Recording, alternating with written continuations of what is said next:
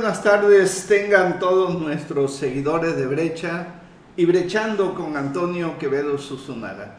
La verdad que me da mucho gusto estar aquí lunes, miércoles y viernes, 6:30, 7 de la noche. Hay muchas noticias, hay muchos datos, hay mucha confrontación. Es un inicio de medio sexenio intenso, fuerte. Y bueno, pues más gusto me da poder tener un enlace con un joven talentoso, maestro, consultor, economista, analista político, como es Joel Salomón. Amigo, bienvenido. Gracias, Toño, un gusto saludarte y un placer siempre estar contigo en Brecha y Brechando. La verdad que me da mucho gusto, Joel. Estamos a mitad de sexenio de gobierno federal, a inicio prácticamente del sexenio del estado de Rubén Rocha Moya. Y en fin, hay mucha dinámica. Rocha está intenso, ya le entregaron hoy su reconocimiento de ganador, y con eso ya es lo único que tiene que esperar, es el día para levantar la mano y protestar como gobernador. Decir el sí protesto. Sí protesto, sí. Y la verdad es que ya tiene parte de su equipo. No ha habido mucha sorpresa en los nombramientos. Creo que está yendo con gente pues conocida, reconocida por la experiencia, y bueno, ya veremos hasta el final, a la hora de anunciar a ver quiénes son los nombres.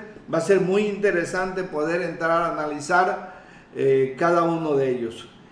Pero en el caso de López Obrador, a medio año ha habido éxitos y traiciones, ha habido de todo. Lo último es de que pues, lo ignoraron con eso de la revocación del mandato. 3 años se llevaron y no hicieron una ley reglamentaria. Eso le duele mucho. Y obviamente el día de ayer dio la respuesta de su enojo, de su molestia, de esa desatención que él considera al enviar a Olga Sánchez Cordero a la mesa directiva del Senado de la República. Es una cuña grandotota que puso ahí a Ricardo Monreal, que trae la careta de Morena, pero atrás la real es la del priista. Y bueno, pues ahí está. ¿Tú cómo ves las cosas, mi querido Joel? Muchas gracias, Toño. Pues el contexto que has dado es muy descriptivo del momento en que se encuentra la política nacional y local. Y lo que dices de Monreal, López Obrador siempre a su círculo cercano se ha filtrado, que les dice que Ricardo es un amigo, es un aliado, pero tiene su agenda propia, según es la frase que usa López Obrador cuando se refiere a Monreal. Antes de comentar esto que usted dice, fíjese que lo que menciona de la política local con el maestro Rubén Rocha Moya, técnicamente hoy se cumple, el derecho electoral mexicano es muy abigarrado y a veces excesivo en trámites y excesivo a veces en regulaciones, porque se ha ido construyendo sobre la desconfianza. Un actor desconfía del otro y le pone una traba, le pone un candado. Por ejemplo, el acto hoy del Tribunal Electoral Local a mí se me hace realmente innecesario. Cuando se cuentan los votos, hay un evidente ganador y ningún partido lo impugna. Yo creo que la constancia que da la autoridad electoral es suficiente para que andas con mayores protocolos. Sin embargo, pues las normas están hechas ahí y está contemplada esta sesión del Tribunal Electoral donde se declara la validez de la elección, y técnicamente lo que le dan a Rubén Rocha Moya se llama constancia de gobernador electo, que como lo dijo él en el discurso, pues ya él se manejaba así, sí, yo ya decía que era electo, no sabía que había cumplido este evento, decía. Fíjate, para que te fijes lo innecesario que es a veces tanto protocolo, tantas formalidades. Sí. Y dice, pero espero, dice Rubén Rocha, que ya no haya otra formalidad que cumplir. Y ahí pues se le entregó la constancia, emitió un discurso y se cumplió con algo que sí contempla el derecho electoral y cualquier derecho, que es cumplir con un principio de definitividad. Todas las etapas del proceso electoral debe llegar un momento en que se concluyen y lo que sigue. Y aquí se concluyó ya la etapa legalmente de impugnaciones. Ya al entregar la constancia hoy de gobernador, se entiende que nadie interpuso ningún medio de impugnación.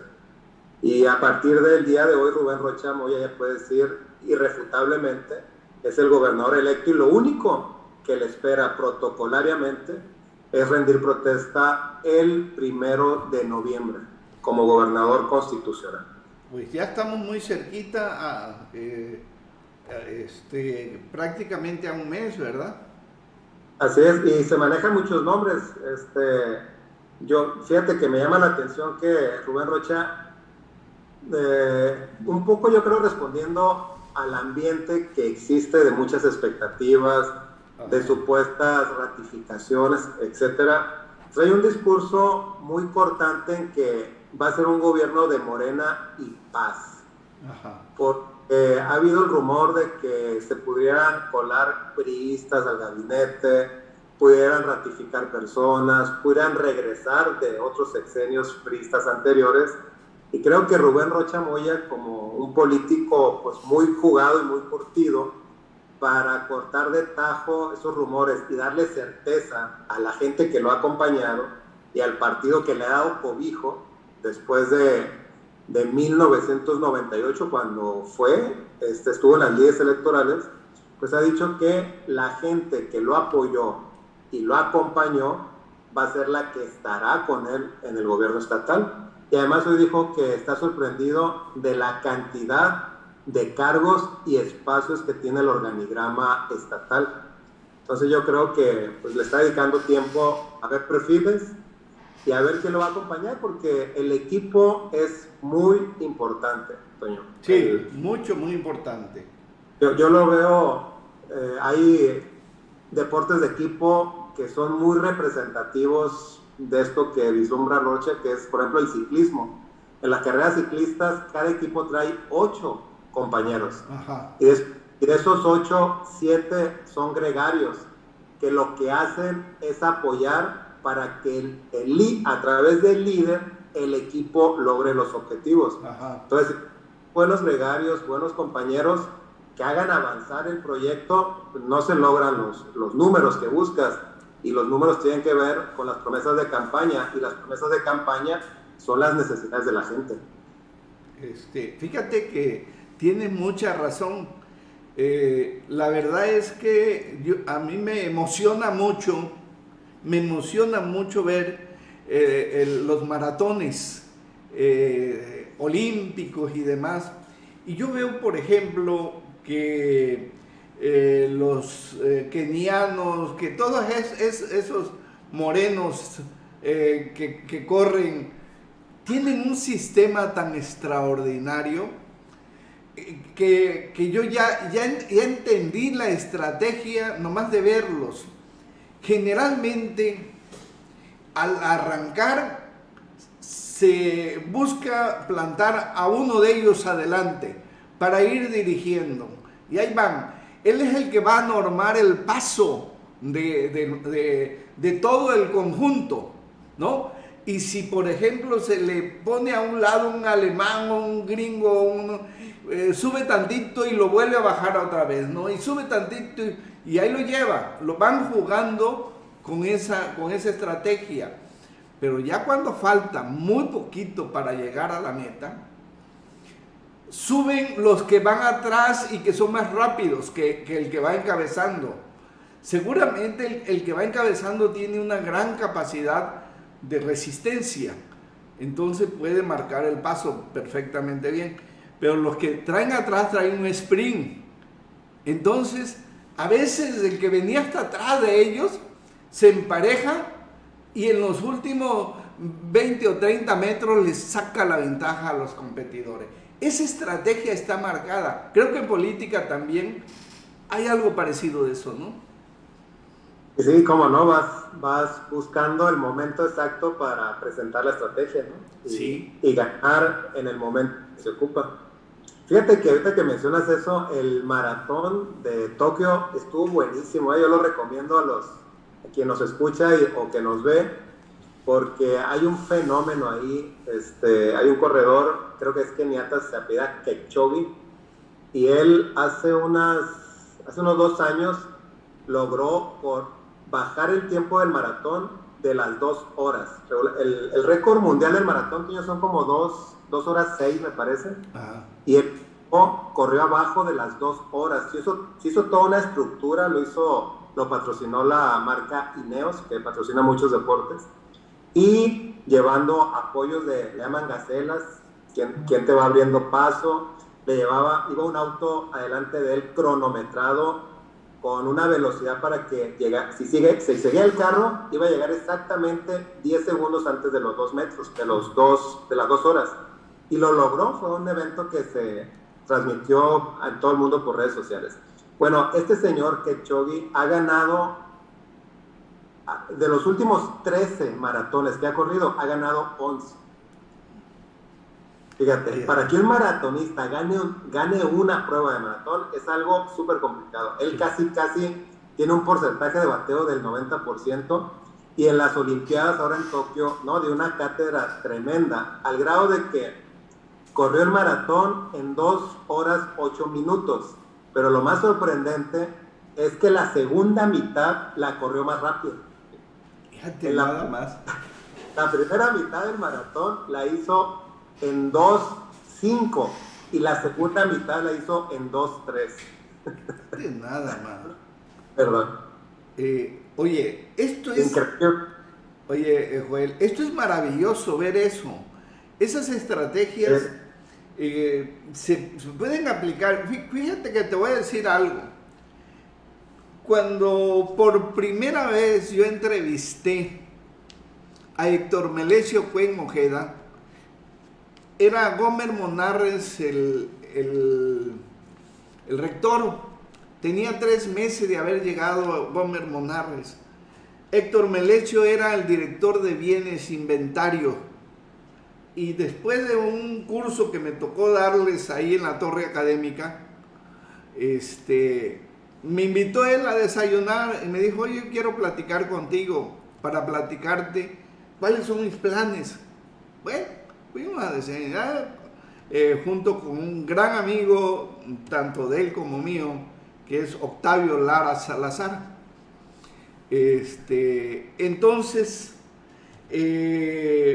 ya cuando estábamos platicándole, me dice: yo quiero ser rector. Y mi pregunta, que era normal, pues, oye, ¿no es muy temprano para estar pensando en ese arranque?, le pregunté. No, me dijo, yo soy maratonista y sé que desde ahorita me tengo que preparar si quiero llegar. Son 4 años, le dije, oye, son 4 años. Sí, me dijo, pero vamos en el camino a hacer muchas cosas y eso nos va a llevar tiempo, entonces vamos a empezar.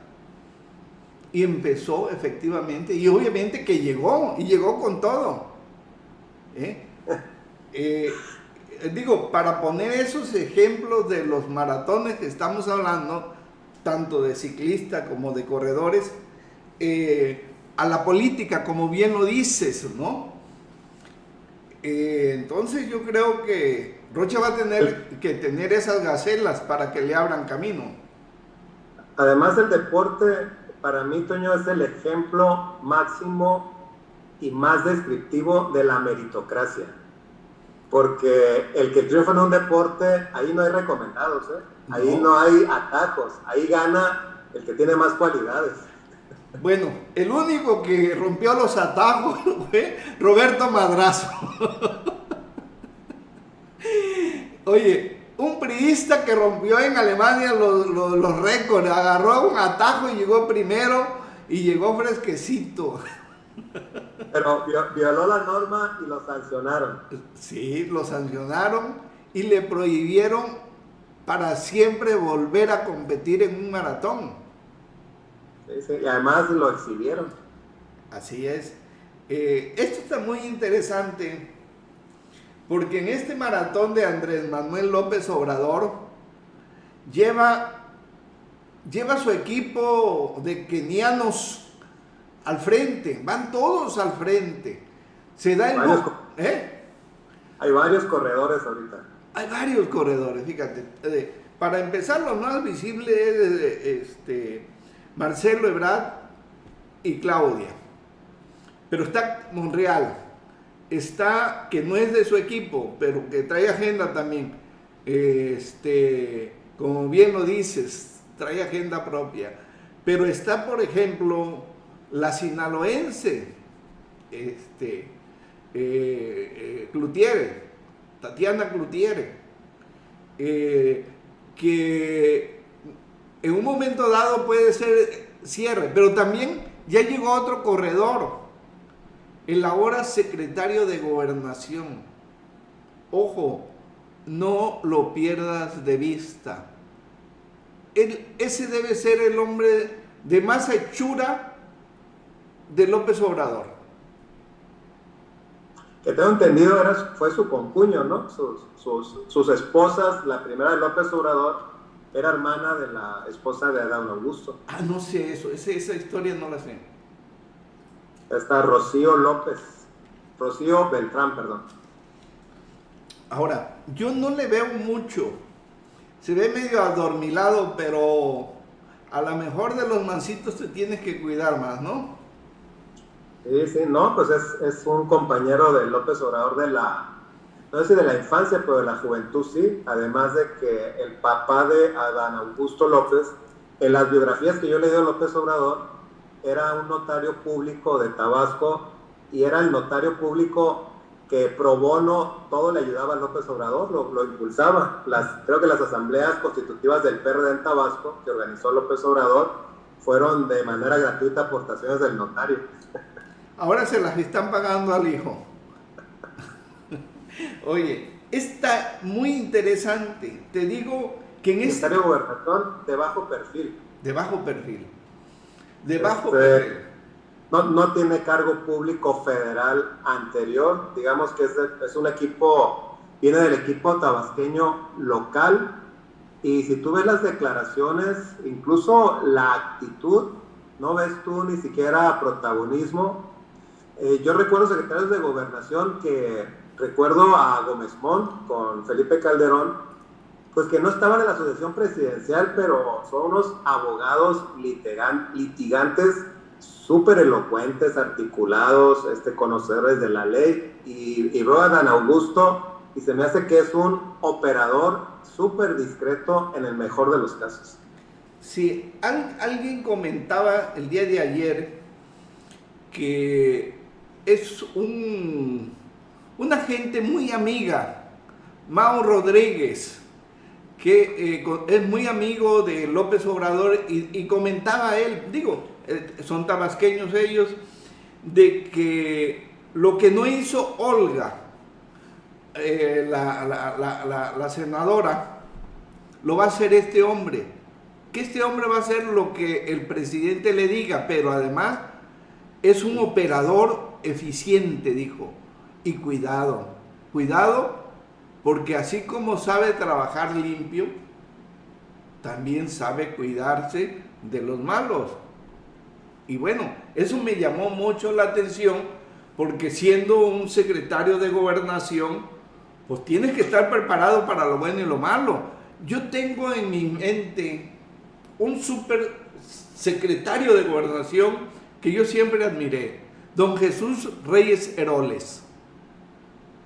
Bueno, pues estamos hablando en el gobierno de López Portillo, Toño. Sí, exactamente.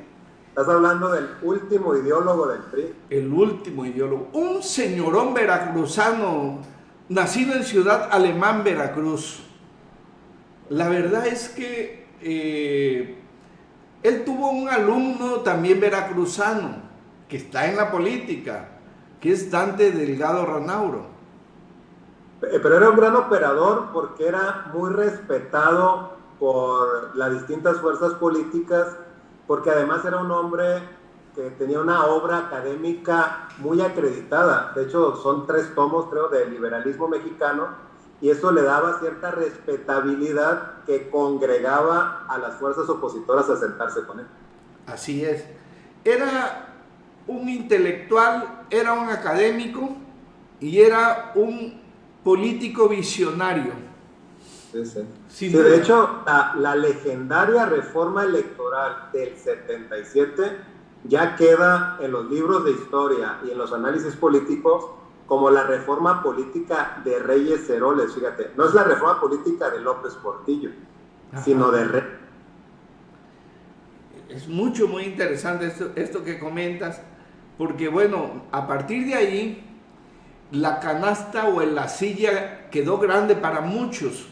El otro personaje que yo no comparto muchas cosas con las que hizo, don Fernando Gutiérrez Barrios, yo lo conocí, lo entrevisté también, me tocó en una ocasión entrevistarlo. También fue, Dante Delgado estuvo con él. Dante es un semillero de muchas mañas, y te lo digo porque yo lo conozco muy bien, fuimos compañeros de banquillo en Córdoba. Tere Morales, su esposa, también estuvo ahí con nosotros estudiando. Ellos estuve con él sentado en su mesa cuando salió de la cárcel y le ofreció una comida a todos los líderes nacionales ahí en Córdoba. Por aquello de que las casualidades que no existen, me tocó estar a un lado de él. No sé qué simbolizaba eso, pero veía yo que dije, bueno, ¿y esto cuándo van a entrar a la cárcel también? Pero fíjate, era una secretación con mucho peso y secretarios de gobernación con mucha influencia, al grado de que eran precandidatos naturales a la presidencia y eran el posible tapado, esa figura mítica que se usaba en la política de los 70, 80 o la política priista del siglo pasado. Y estamos ahí, grandes nombres, ¿no? Federico Reyes o Jesús Reyes Heroles. Después estuvo con Miguel de la Madrid, muy fuerte, todo su sexenio, Manuel Bartlett, que es también un tipo, digamos, de la vieja guardia, pero secretario de Gobernación que usaba todas las capacidades de esa secretaría en su extensión. Con Salinas estuvo Fernando Gutiérrez Barrios, apodado el caballero de la política, pero un caballero que manejaba las buenas y las malas formas. Sí. Zedillo también tuvo un precandidato presidencial que fue Francisco Labastida.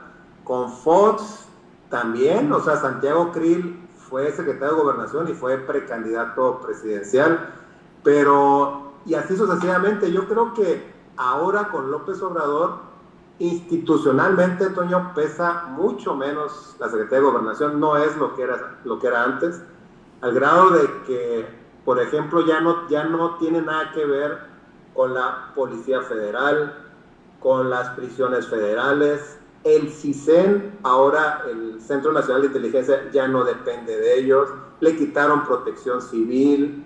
El Instituto Nacional de Migración todavía orgánicamente está en Gobernación, pero lo dirige prácticamente Marcelo Ebrard, es un agente de él que está ahí.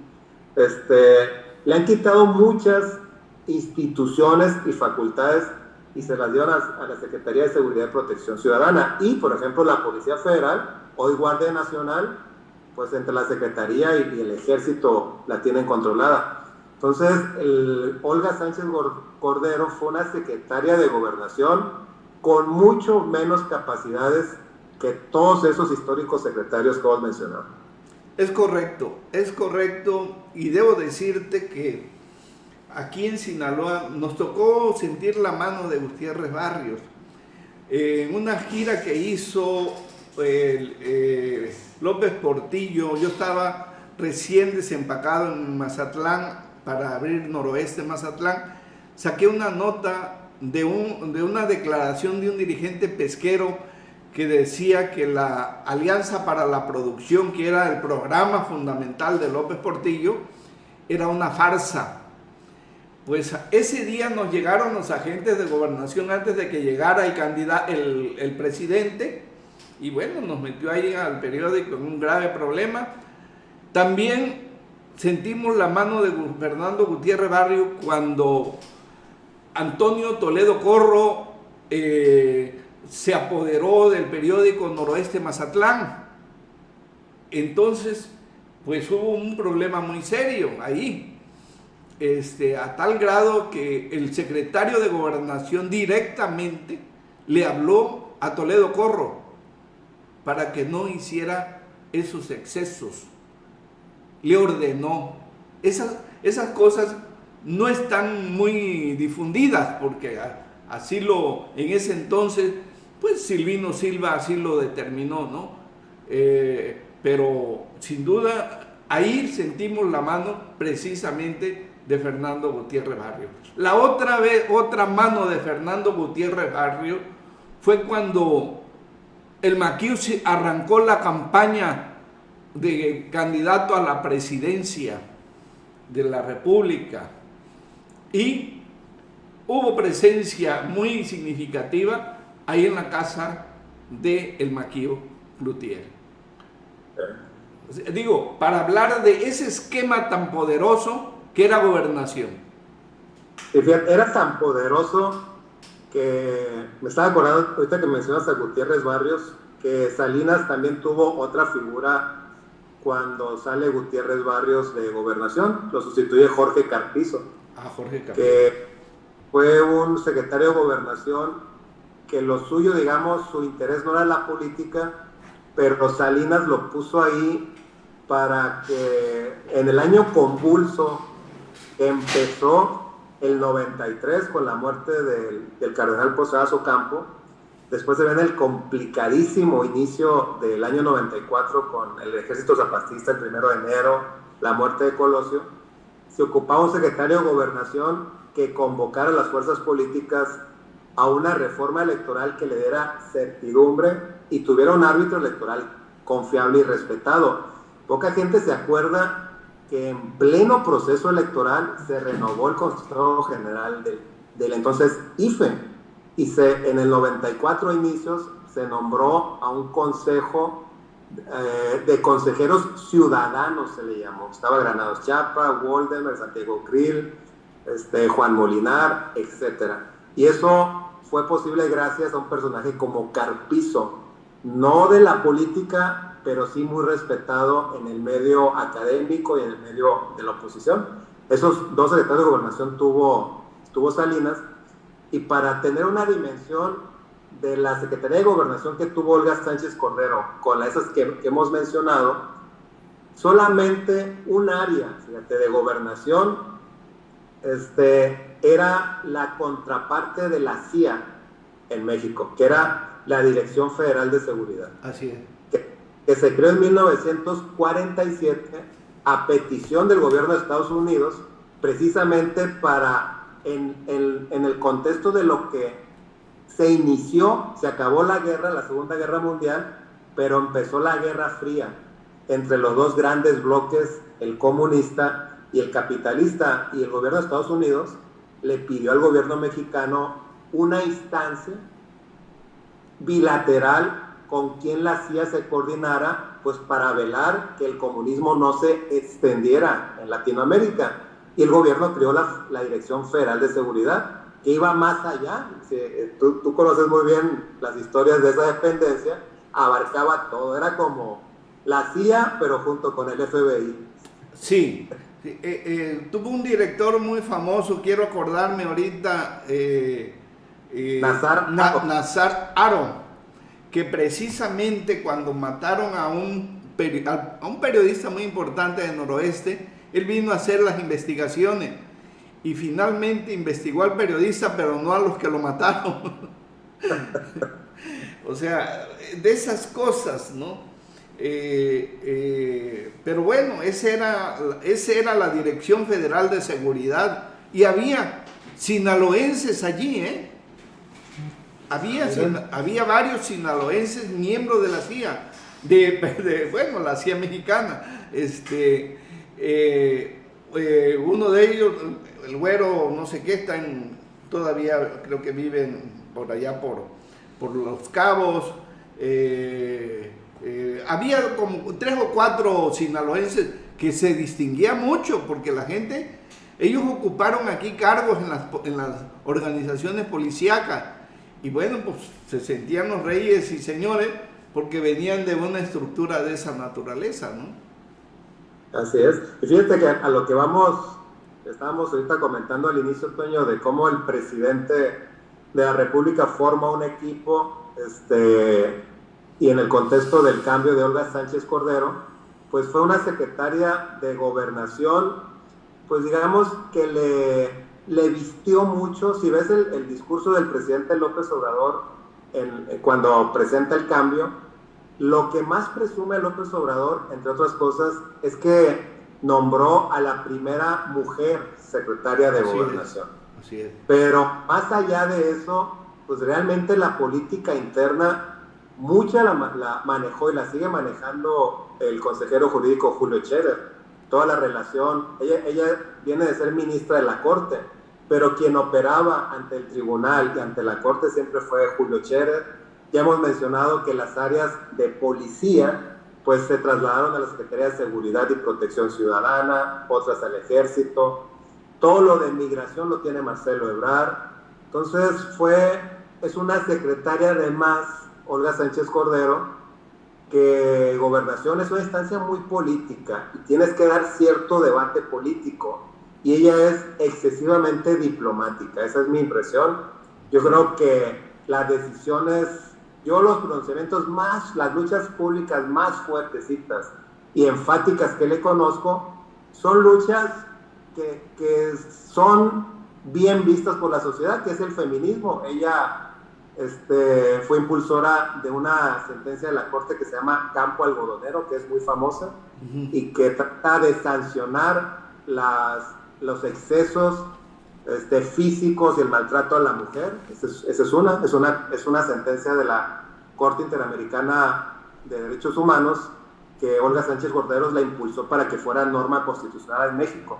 Segundo tema por el cual se le reconoce, ella fue el voto decisivo para dejar en libertad a Florence Cassés, la ciudadana francesa. Más allá de eso, no le conozco polémicas públicas, y en Gobernación yo creo que sí se ocupa tener posiciones muy firmes sobre algunos temas. Y Olga Sánchez Cordero tiene un perfil más de gente noble. Ella es una notaria pública que mucho tiempo le escrituró a Carlos Slim sus empresas, y también es como un conecte con Slim. Y para la política, por los nombres que hemos mencionado, se ocupa alguien que tenga más proclividad o gusto por cierto trabajo rudo de la política, y creo que ella no lo reúne. Sí, el hecho de ser el jefe del Estado mexicano, porque prácticamente Gobernación es el que se encarga de la política interna, no tuvo ese carácter, fue muy light. Y bueno, pues ahora vemos que se va con Ricardo Monroy. Y Ricardo Monroy pues es un chivo en cristalería ahorita porque quiere figurar. Pero también le mandaron una señal que si quiere estar en el equipo de los de Morena tiene que poner los pies en la tierra. Le mandamos un saludo a José Luis González, nos aclara que no es un mes como yo dije, que le faltaba Rocha, son 2 meses, me dice. Bueno. Rocha entra el 1 de noviembre. Sí. Bueno. Oye, te digo, entonces, creo que la señal la recibió políticamente Monreal, como es muy hábil. Muy hábil. Aquí atajó el rumor de que pudiera Olga Sánchez Cordero en el corto plazo o en el mediano plazo buscar la posición de Monreal. La verdad es que con mucha habilidad la atajó, y sacó el consenso de nombrarla, darle la bienvenida, nombrándola presidenta de la mesa directiva, que es un cargo también de mucha formalidad, pero no de negociación política, Toño. El presidente de la mesa directiva, su principal trabajo es aplicar el protocolo del debate, aplicar el reglamento de debates de la Cámara. Y eso pues no lleva mayor complicación, es un asunto diplomático y Ricardo Monreal gana un año de tranquilidad si lo que se especulaba es que llegaba a sustituirlo. Sí, todavía está la interrogante, si él comete errores, ya López Obrador tiene ahí al sustituto. Pero Monreal es, la verdad, mi impresión es que es un gallo demasiado jugado y todas las ha ganado en la Cámara de Senadores, sabiendo que no es el consentido de López Obrador, sino un aliado que se respetan mutuamente. Ganó el puesto de coordinador parlamentario. Segundo, logró sacar a Martí Batres de la presidencia del Senado y puso en una jugada muy hábil a la presidenta Fernández, la que estaba anterior, en una jugada tremenda donde logró los votos sin pertenecer a la bancada de Morena, con los votos del PT logró ganar en la votación a Martí Batres. Y después logró poner de presidente de la mesa directiva al que va saliendo, a Eduardo, al senador chiapaneco, y aquí ya tenía como su alfil a la diputada Maribel Villegas, que es de Yucatán, pero con mucha habilidad logró convencerlas a las 4 aspirantes a que declinaran sus aspiraciones a favor de Olga Sánchez Cordero, que le va a vestir muy bien en el Senado, va a seguir ampliando su currículum, porque realmente sí, la trayectoria del servicio público, para quien le gusta, pues es envidiable. Olga Sánchez, yo creo que es de las pocas mujeres públicas que ha estado en los 3 poderes, ¿sí? Fue ministra de la Corte, Poder Legislativo, Poder Judicial, Secretaria de Gobernación, Poder Ejecutivo y Presidenta del Senado, Poder Legislativo. Yo no recuerdo otro perfil que haya tenido ese récord. Oye, por cierto, hoy se entrevistó Alejandro Gertz Manero, fiscal federal, con los senadores de Morena. Y ahí afirmó con mucha claridad que Ricardo Anaya, pues ya le tienen listo el expediente para meterlo al bote, ¿no? Fíjate que, entonces, ¿cuál es mi balance? Hasta ahorita el balance es que el presidente López Obrador, por la razón que tú quieras, ha metido de lleno a Ricardo Anaya, lo ha convertido en un personaje de la política nacional relevante, porque Ricardo Anaya hacía esfuerzos, haciendo un tour por las rancherías, hacía videos de YouTube que tenían muy pocas vistas y muy poca resonancia. Hasta ahora que el presidente le ha dado cobertura a la mañanera, se ha convertido en un personaje que no era. Sí. Oye, le puede ocurrir como a aquel que está muy enfermo y se alivia de buenas a primera para morir. Yo creo que su muerte política está muy cerca. Todos los caminos van contra este hombre. Se me hace muy torpe, cínico, rata sin duda, es un rata. Pero lo peor es el cinismo, ¿no? El cinismo con el que se desempeña. Y yo creo que tienes tu razón, demasiado juego le dio el presidente. Debió haber cabildeado con la fiscalía y la fiscalía retomar más el tema para evitar politizar estos asuntos. Pero además hay otro asunto, no quiero que se me pase porque estamos hablando de política. Enrique Ochoa Reza está en la mira. Estados Unidos lo puede meter al bote por el caso de Vitol. Que ya se le acaba el fuero en unos días, ¿eh? Se le va a acabar el fuero y debo decirte que ya está abierta la investigación en Estados Unidos, también aquí en México, donde pues de buenas a primeras llega el empresario de Vitol con 30 millones de dólares con el director de Pemex y le dice: aquí te traigo esto en efectivo para contrarrestar todo el daño que provocamos con los dineros y compras de funcionarios que hicimos aquí. ¿Quién? ¿A quién compraste? Ni sabía. Pero inteligentemente pasaron el tema a la fiscalía. La fiscalía armó el asunto, agarró la lana obviamente y va contra quienes resulten responsables. Entre ellos son 7 exfuncionarios de Pemex encabezados por Enrique Ochoa Reza. Pero cuando estaba al frente de la comisión. Cuando era director de la Comisión Federal de Electricidad. El negocio fue muy fácil, te lo voy a sintetizar.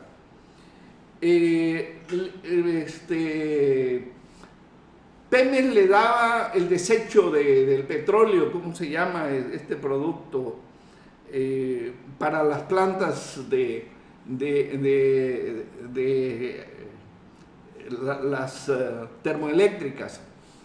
Entonces, a cambio, se lo daba a $1 el barril.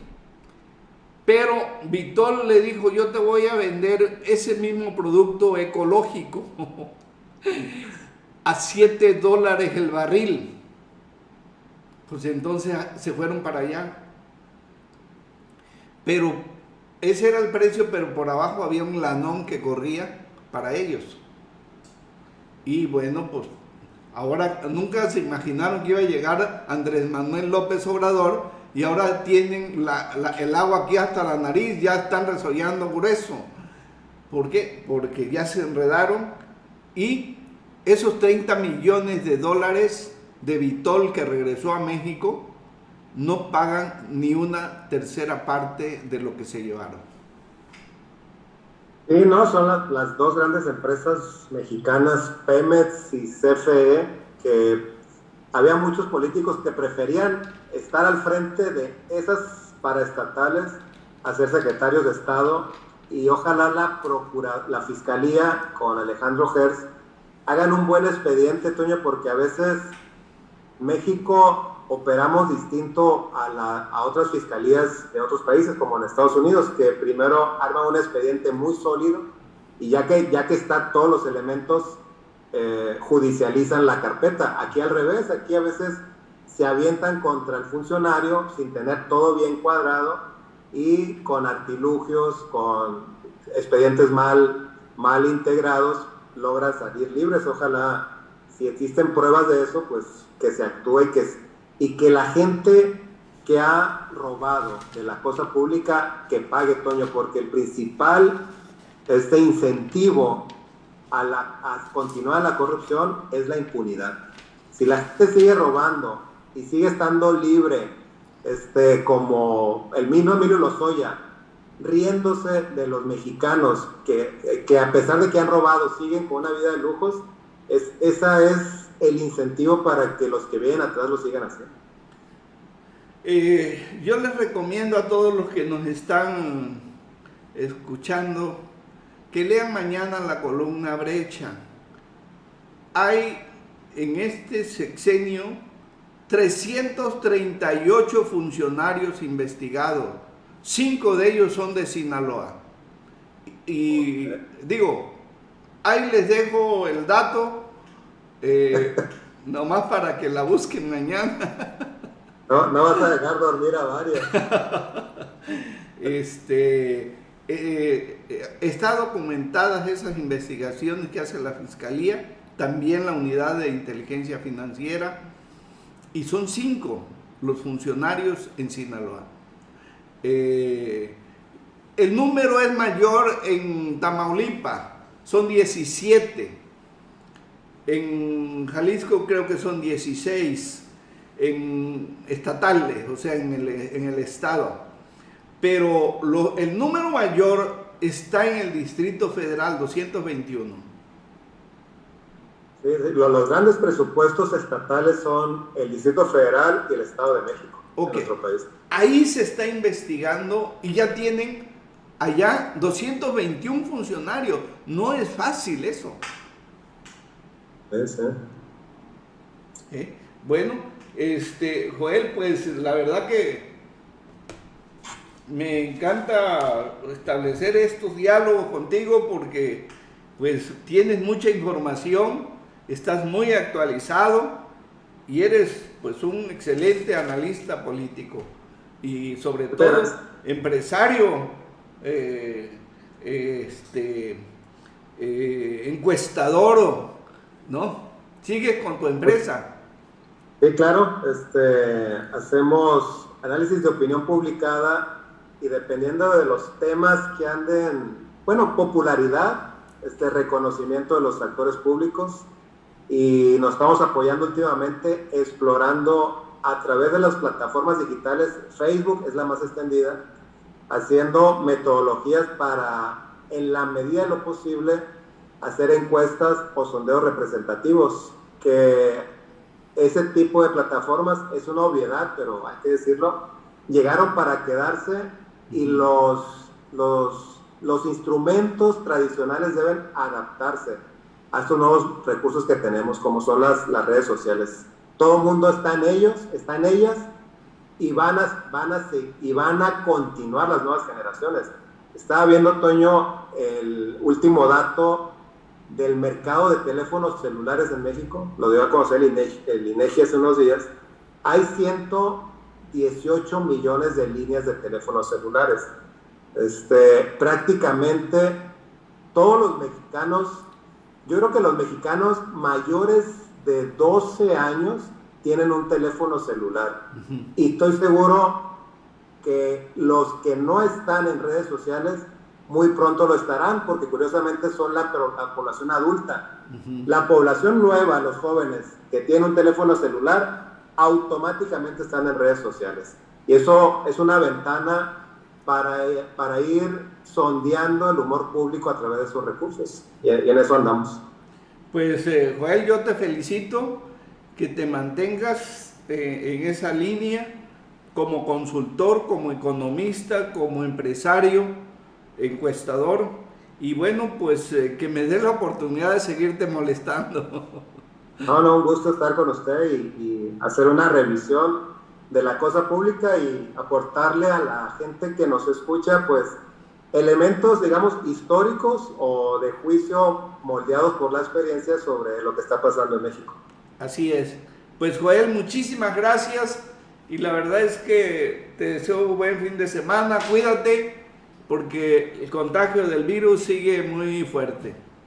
Igualmente, Toño, y portarse bien en todos los sentidos, porque ahora implica también este asunto de tener buena alimentación, buenos hábitos, no solamente el cuídate bien tradicional, ¿no? No, es en todo ahorita. La salud es primero, sin salud no hay nada, ¿eh? Sí.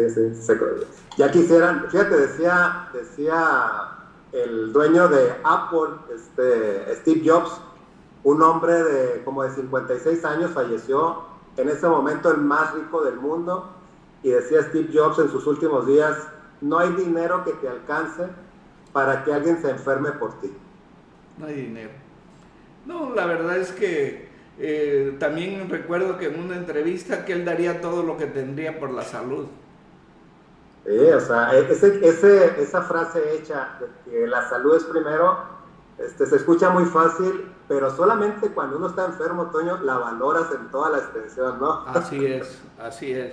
Pues hay que cuidarse, mi querido Joel, y muchas gracias por haber aceptado mi invitación. Un abrazo. Gracias.